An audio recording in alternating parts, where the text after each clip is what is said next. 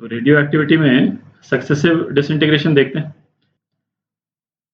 तो successive disintegration का क्या मतलब निकला कि जैसे यहाँ पे एक अपन ने रेडियो एक्टिव सब्सटेंस ले लिया, ठीक है, ए। अच्छा, वो डिसइंटीग्रेट करके एक दूसरा सब्सटेंस क्रिएट कर रहा है ना, बी। अच्छा, सपोज यदि बी भी रेडियो एक्टिव है और ये भी डिसइंटीग्रेट करके यदि कोई तीसरा सब्सटेंस जो है वो बना रहा है सी, ठीक है, तो सक्सेसिव डिसइंटीग्रेशन हो गया।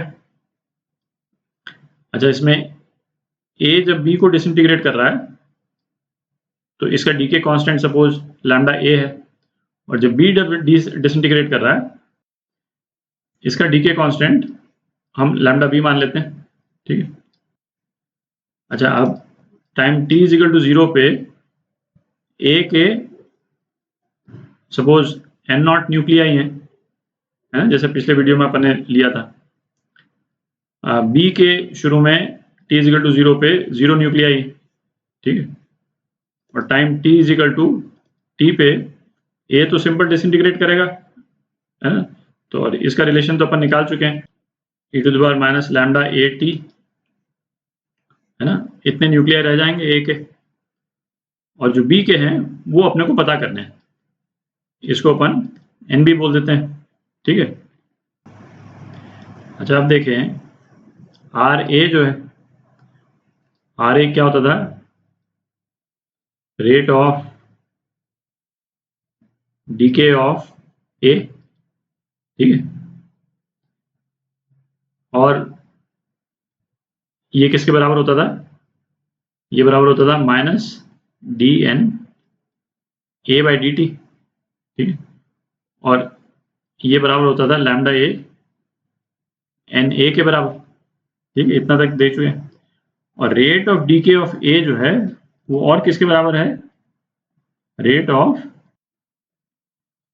Formation of B.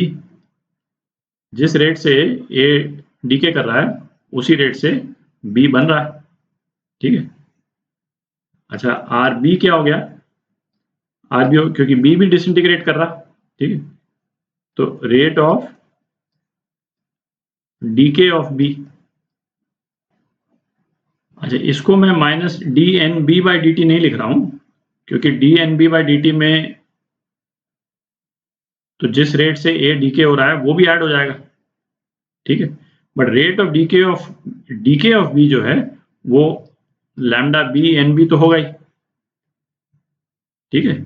तो मैंने कौन सी टर्म नहीं लिखी, मैंने ये टर्म नहीं लिखी, ठीक है, क्योंकि rate of change of N B में rate of decay of A included है, ठीक है। तो ये नहीं हम लिख सकते हैं, बट ये तो लिख ही सकते हैं, है ना। रेट ऑफ डीके तो इसी रेट से हो रहा है, ठीक है, क्योंकि rate of change of N B में rate of formation of N B और rate of decay of N B दोनों इंक्लूडेड है, ठीक है। तो अब लिखते हैं, हमको एनबी पता करना है ना, एनबी जो है वो किस तरह से वेरी कर रहा है ओवर टाइम, ये दूसरा वाला जो है वो करते हैं। तो D N B by D T, ये क्या होगा भाई, rate of formation of B minus rate of decay of B,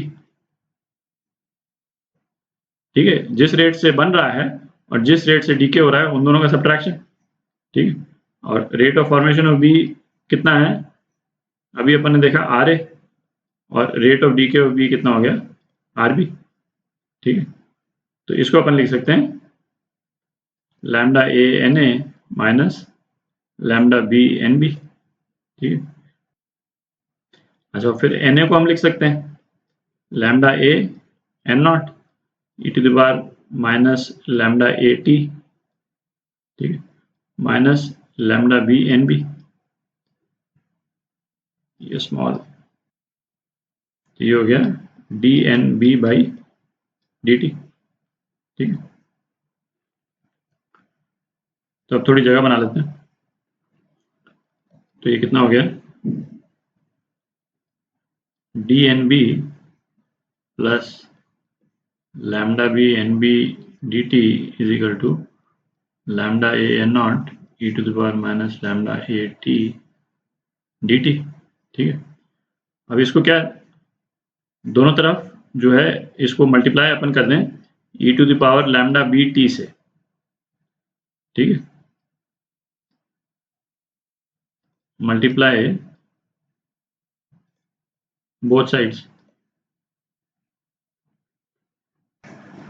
अच्छा, ये जो है अपन मल्टीप्लाई कर रहे हैं दोनों बोथ साइड्स में।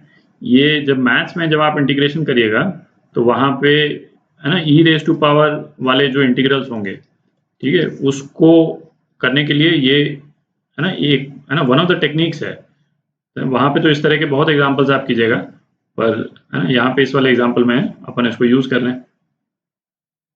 तो क्या हो गया, e to the power lambda B T D N B plus lambda b nb e to the power lambda bt dt is equal to lambda a lambda b minus lambda a t dt। ठीक, और जो ये वाली जो term है, ये वाली जो टर्म है इसको हम लिख सकते हैं D N B E to the power lambda B D T. ठीक है, और यही इसका पर्पस था मल्टीप्लाई करने का, कि वो दो टर्म्स को हम इस तरह से लिख पाते हैं। ठीक है, और ये कितना हो गया, lambda A N naught E to the power minus E to the power lambda B minus lambda A T D T. ठीक है, तो इसको अपन इंटीग्रेट करते हैं दोनों तरफ। इसको इंटीग्रेट कर दिया। ठीक है, तो क्या आ जाएगा, E M B E to the power lambda B D T lambda A N naught upon lambda B minus lambda ए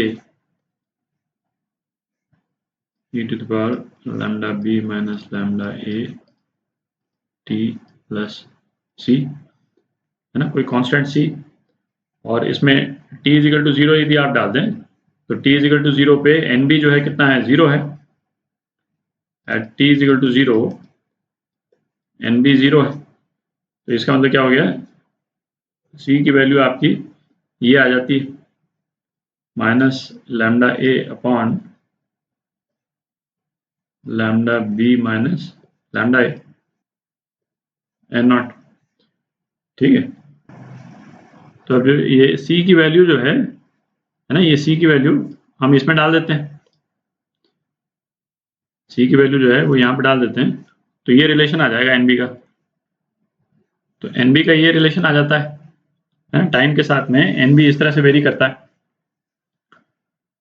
तो यदि na और na किस तरह से वेरी करता था, na का तो स्ट्रेट फॉरवर्ड था N naught E to the power minus lambda A T. ठीक है, और na और nb को यदि हम प्लॉट कर दें ग्राफ पे तो इनके ग्राफ जो है वो इस टाइप के नजर आएंगे। ये आपका na का ग्राफ है, ठीक है, वो तो एक्सपेक्टेड है, एक्सपोनेंशियली डिक्लाइन कर रहा है। nb का ग्राफ जो है वो शुरू में तो बढ़ेगा, ठीक है, क्योंकि शुरू में nb शुरू में तो था ही नहीं, 0 था nb। ठीक है, जैसे जैसे ये डिसइंटीग्रेट करेगा nb बढ़ेगा। ठीक है, और उसके बाद में जो rate of formation of nb जो है वो कम होता चला जाएगा, क्योंकि na कम होता चला जा रहा है। ठीक है, जैसे रेट ऑफ फॉर्मेशन का nb का इक्वेशन जो है वो अपन ने क्या लिखी थी, D N B by D T. ये क्या था, R A minus R B. ठीक है, और ये बेसिकली क्या था, lambda A N A minus lambda B N B. यहीं से शुरू किया था अपन। तो इस वाले पोर्शन में है ना, ये 0.1 से 0.2 अपन बोल देते हैं, 0.2 जो है टॉप है। तो 0.1 से 0.2 आर ए जो है वो आर बी से ज्यादा है। अच्छा, आर ए और आर बी तो कॉन्टिन्यूसली वेरी कर रहे हैं, ठीक है, क्योंकि एन ए और एन बी वेरी कर रहे हैं कॉन्टिन्यूसली। ठीक है, तो जब तक तो RA RB से ज़्यादा है ये NB राइज करेगा, है ना। Rate of formation of NB जो है वो rate of decay of NB से ज़्यादा है, ठीक है। और 2 से लेकर के 3, इसको 3 बोल देते हैं, 2 से लेकर के 3 वाले पोर्शन में RA जो है वो RB से कम है, ठीक है। और जब RA और RB बिल्कुल एग्जैक्टली बराबर हो जाएंगे तो ये इसकी स्लोप क्या है, dNB/dt है, ये 0 हो जाएगी, ठीक है। तो इस वाली स्लोप पे रिलेशन क्या है, RA RB के बराबर है, और इसका इम्प्लीकेशन कि lambda A NA lambda B NB के बराबर है, इस वाले पॉइंट पे, पॉइंट नंबर 2 पे, दिख रहा है, ठीक है। और पॉइंट नंबर 2 का जो मतलब रिलेशन है, ये मतलब एक यहाँ से तो आ ही गया, रेट ऑफ फॉर्मेशन और रेट ऑफ डिसइंटीग्रेशन। हम इसको यदि डिफरेंशिएट कर दें, इस इक्वेशन को डिफरेंशिएट कर दें, तब भी यही आ जाएगा। आप करके देख लें, ठीक है। ये एक एक्सरसाइज आप कर लें कि चूंकि NB तो अपने को मालूम चली गया है, तो आप इस वाली इक्वेशन को आप डिफरेंशिएट करें, आपके पास में ये रिलेशन आ जाएगा, ठीक है। और यहाँ से भी दिख ही रहा है, ठीक है। RA रेट ऑफ फॉर्मेशन है, RB जो है रेट ऑफ डिसइंटीग्रेशन है, और उन्हीं के रेट्स पे वो वेरी करेगा कि कब NB बढ़ेगा और कब NB घटेगा, ठीक है।